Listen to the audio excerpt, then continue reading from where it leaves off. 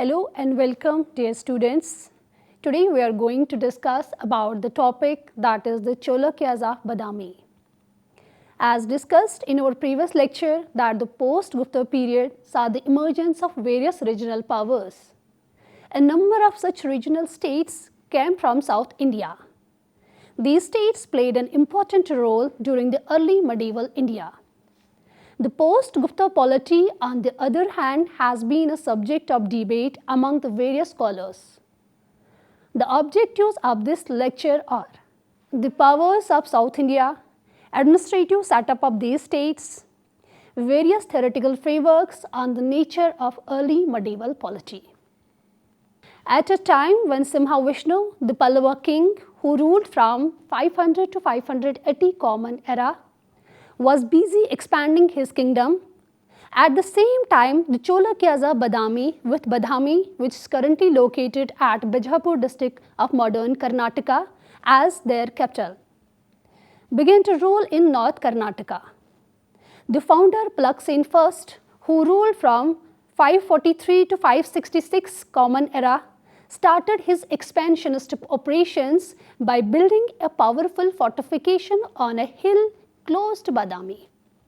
Kirtivarman I quickly conquered and aided the Kadambas of Banavasi in the south and the Mauryans of Konkon in the west to their expanding territory. However, Plaksen II's reign was the greatest expansion of Chalukya Empire. They made the Alupas of western coast, which is located in South Kannada district of Karnataka, and the Ganga kings of South Karnataka their subordinates. Thus, a single norm was applied to nearly the whole Kannada-speaking region. The army crossed the Narmada river in the north and entered Malwa and South Gujarat, where the Latas, Malwas and Gujharas submitted. To top it all off, the Chalukyan monarch engaged in a decisive battle on the Narmada river's banks with his greatest northern foe, which was the Harsha of Kannauj, who was preparing to attack the Deccan. The Aihole inscription by Ravi Kirti describes Plaksen II's victory over Harsha in great details. Plaksen II adopted the title of Parmeshwara following the victory, that means a supreme lord.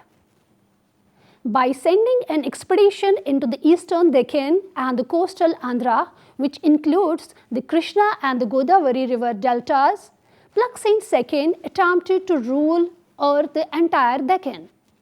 As a result, this brought him into conflict with the Pallavas, who had been attempting to rule the delta for more than a century. The Pallava ruler Mahindravarman I, who ruled from 580 to 630 CE, was equally ambitious. The Pallavas were defeated in the succeeding battles and the Chalukyan army advanced far into the Pallava territory, nearly reaching the capital of Kanchipuram. The eastern Chalukyas of Vingi, centered in the Godavari-Krishna delta, became the new long-lasting dynasty. Soon after, Plaksen II installed his brother Vishnuvardhana as the ruler of Andhra nation. Son and successor of Mahindravarman I, the Pallava monarch Narasimhavarman I proved to be a match for the Chalukyan king. After a series of wars, he led his troops into the Chalukyan territory and even into the Badami, where a victory inscription was carved into a rock. More fighting sprang out between the Chalukyas and the Pallavas in the ensuing decades, but neither side made any significant changes. After it, there was a pause of about 3 decades in war-related activities. Vijayaditya, the Chalukyan ruler of the period, reigned alongside Raja Simha, the Pallava monarch. Around 750 CE, when Rashtrakuta feudatory Danti Durga delivered the decisive blow and slew the Chalukyan king Kirtivarman II, the Rashtrakuta took control of Badami. Now let's discuss about the Chalukyan polity. The Brahmanical socio-political system and the institutions like the Brahmadiya and the temple served as the foundation for the Deccan kingdoms of the Chalukyas and Rashtrakutas. It continued to be a loosely linked Samanta type of feudatory states where crises were inherent in the feudatory system due to chiefship hierarchy and power structure that are easily tilting by chiefship with military prowess. There are therefore little room for the development of a centralized government. Despite the existence of a central taxation system and the bureaucracy that was structured in a hierarchical manner, there was no real standing army other than the royal troops at the capital and smaller bands of soldiers in the neighboring areas that are commanded by the members of royal family. Some of these soldiers were stationed at key locations in the transit and buffer zones that are controlled by feudatories or other minor dynasties. And that led to the potent neighbors in the Tamil and Andhra regions. Now let's discuss about the kingship.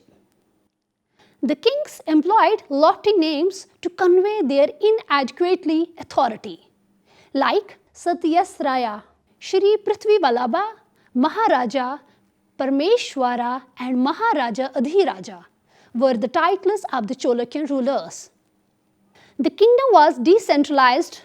Although the Council of Ministers is not mentioned, it appears that the royal family was given control over the official positions. Due to this policy, the Eastern Chalukyan monarchy and other kingdoms later developed. They developed as descendants of Badami's original Chalukyas. We can learn about the administrative structure from inscriptions. Rajashri Vatam were the royal orders. Important administrative staff included the Vijnapathis, which means the petitioners, and those who wrote the king's commands for grants on copper or stone plates. They were serving as Mahasandhya Vigrakas, which means officer in charge of war and peace. The empire was divided into Rashtra, Vaishya and Nadu.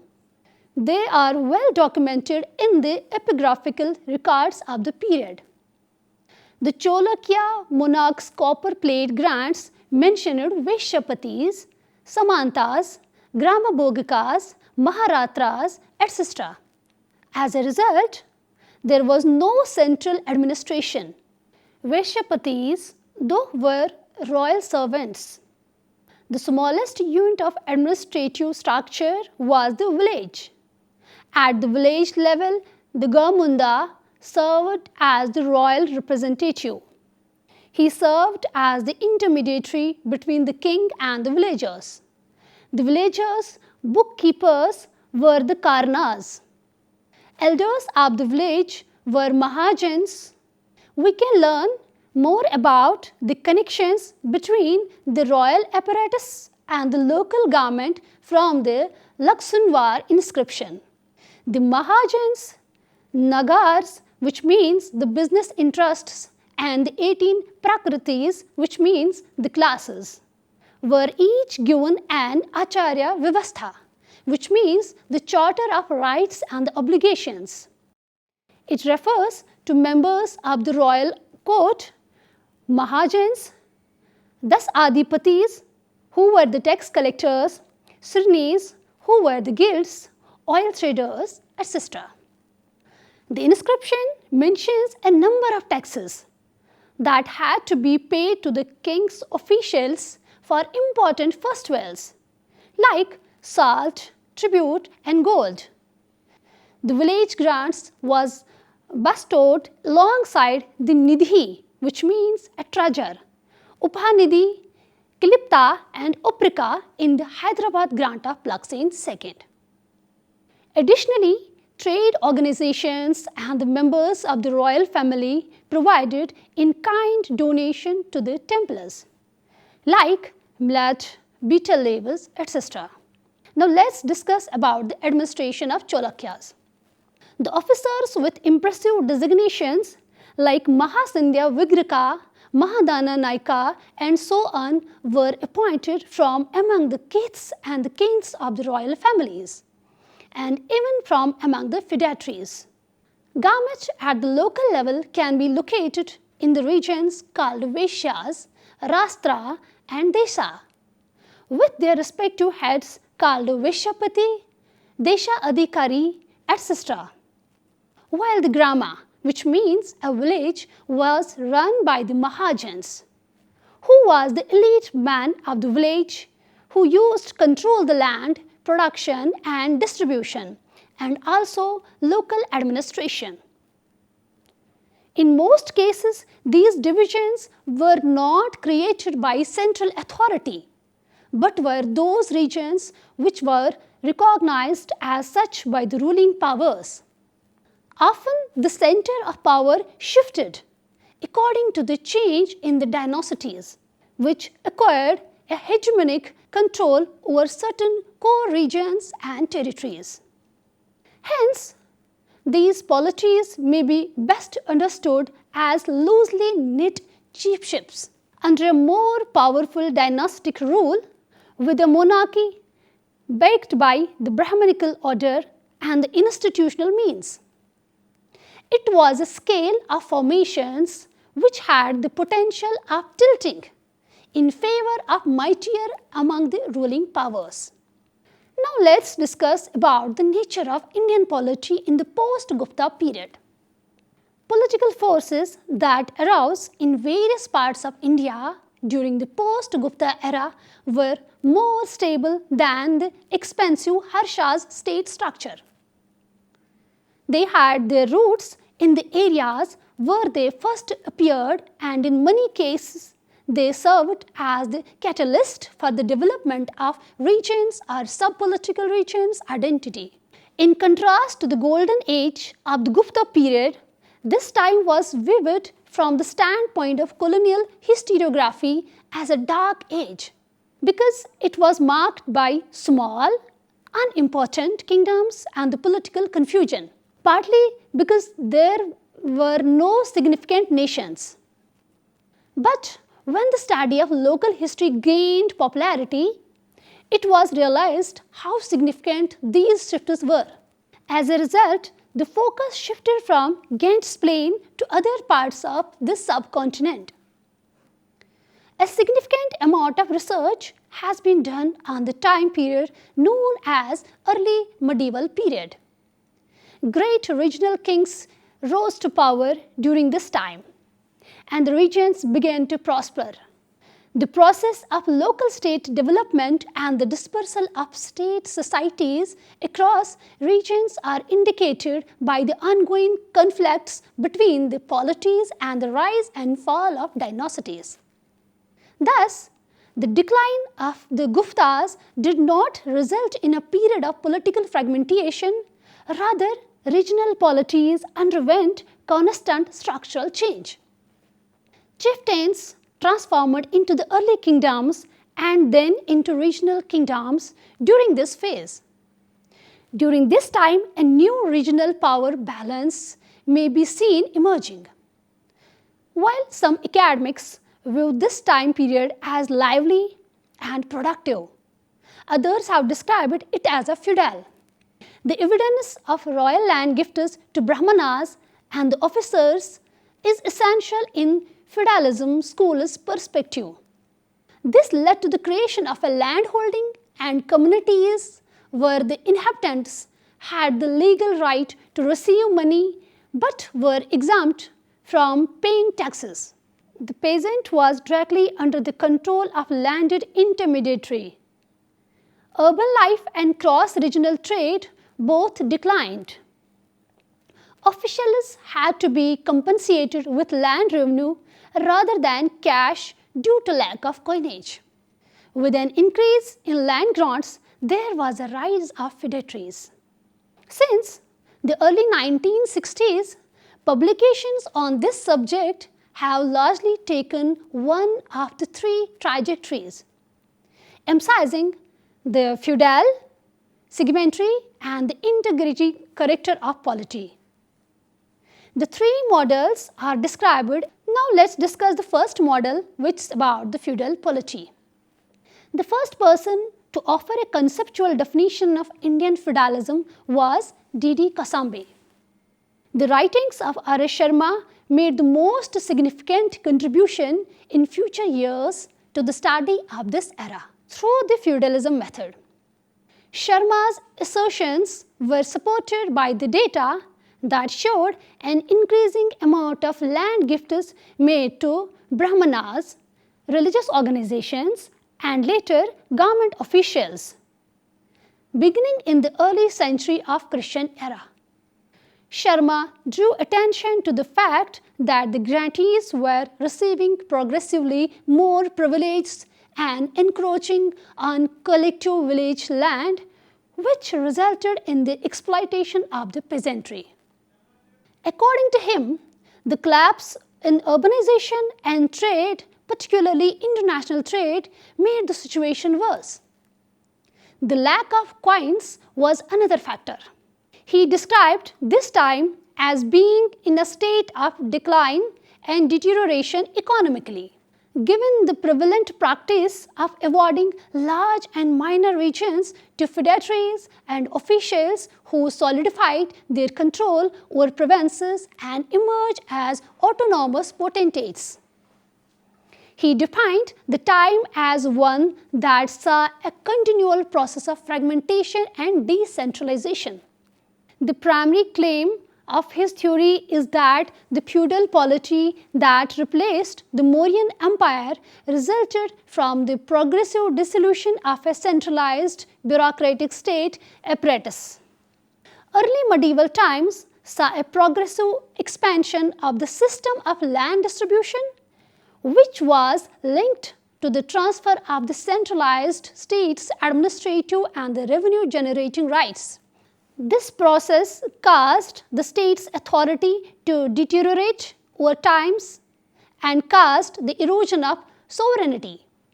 B.N.S. Yadav, another supporter of the feudal polity paradigm, made an effort to offer fresh proof of the post-Gupta period's rising practices of land allocations to military officials and of peasant movement restrictions.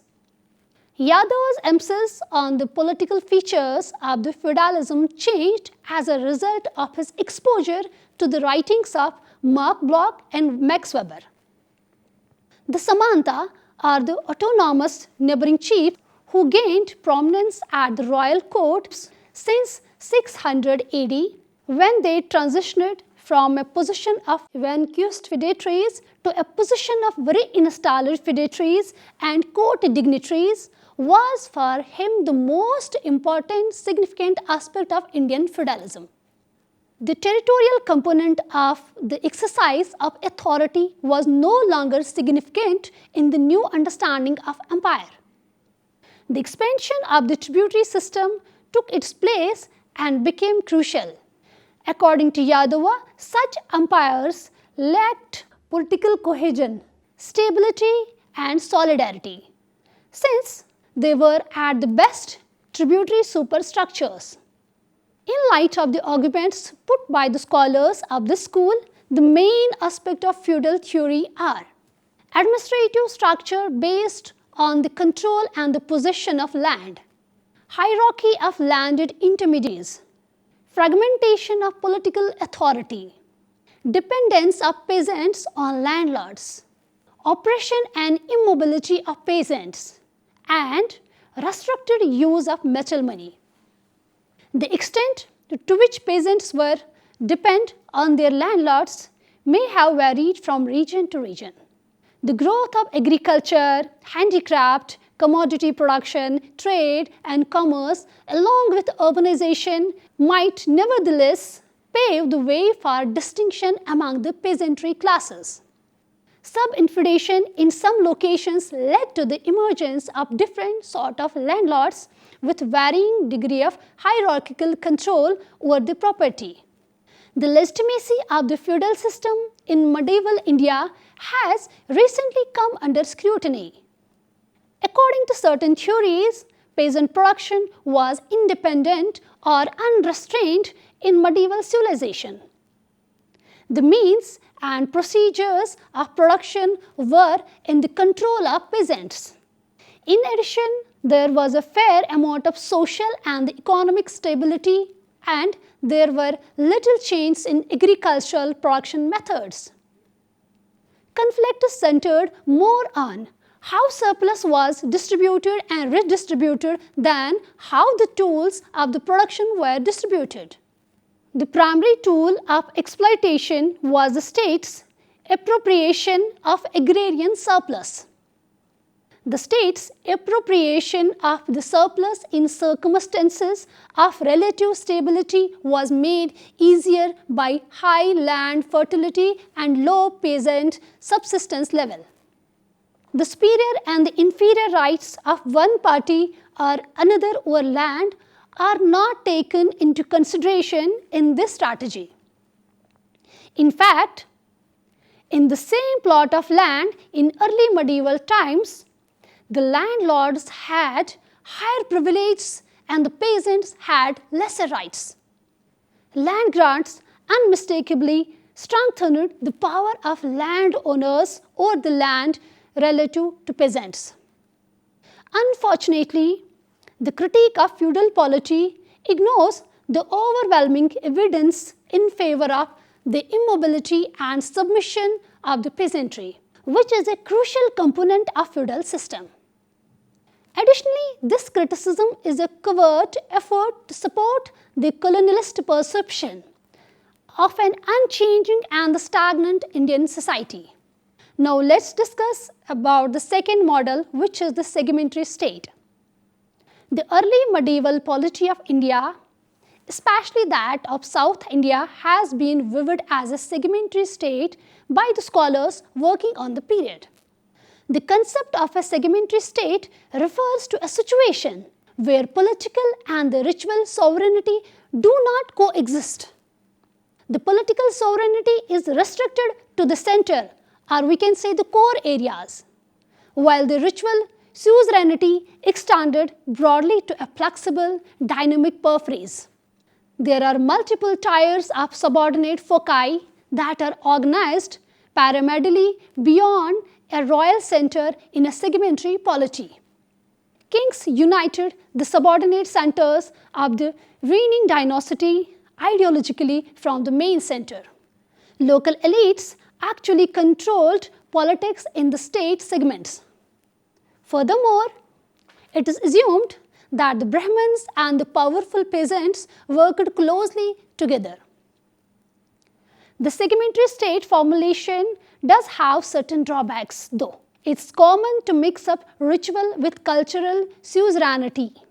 Additionally, it placed many power centers on the perimeter and fails to recognize them as elements of state authority.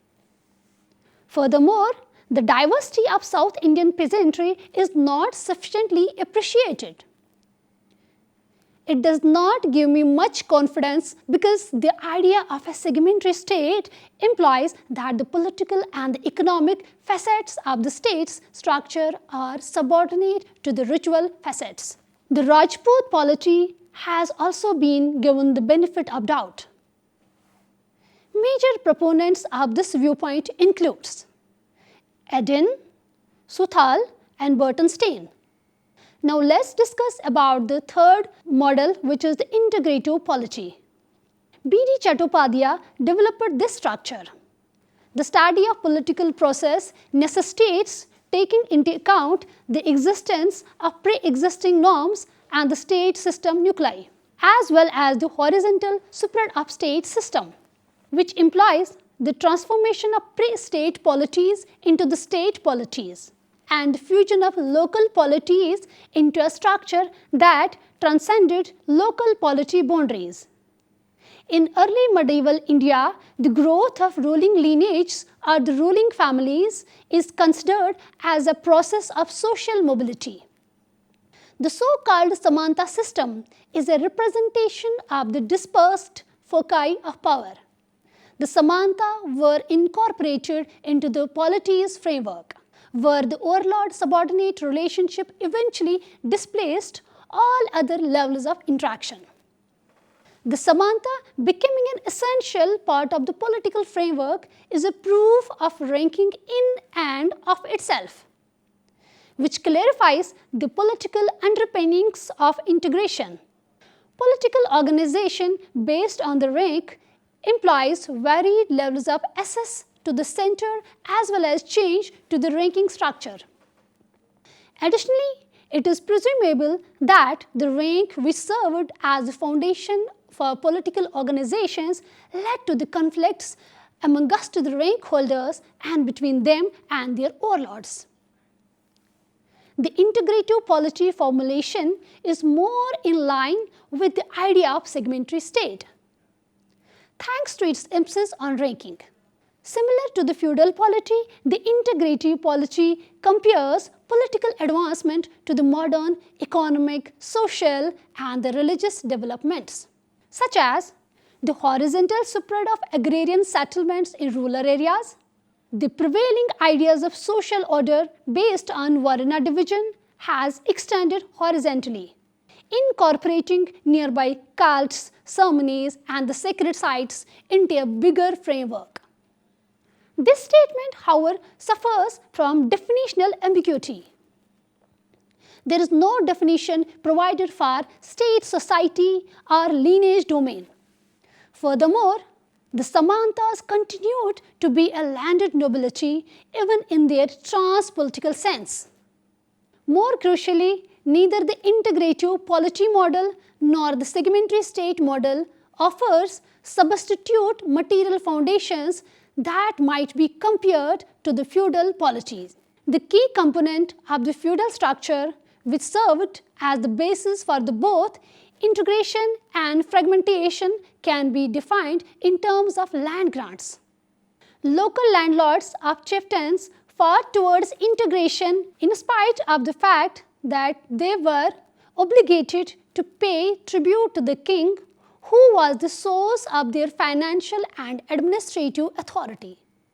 On the other hand, it amounted to the fragmentation of authority when they autonomously oversaw the local peasants.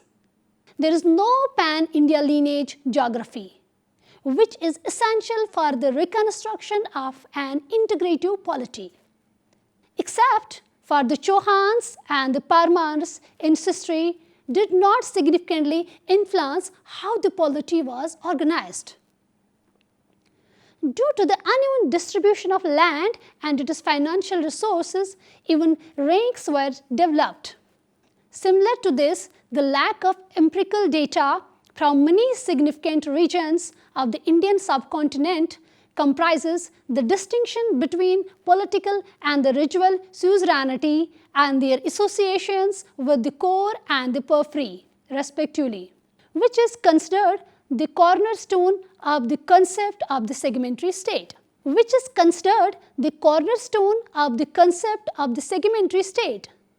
On the contrary, the reconstruction of medieval Indian polity in terms of feudalism relies on such elements which can be applied to practically the whole of India. Dear students, it was all about today's lecture regarding the Chalukyas of Badami and the nature of polity. Hope you have understood it well. See you next time with a new topic. Till then, take care and goodbye.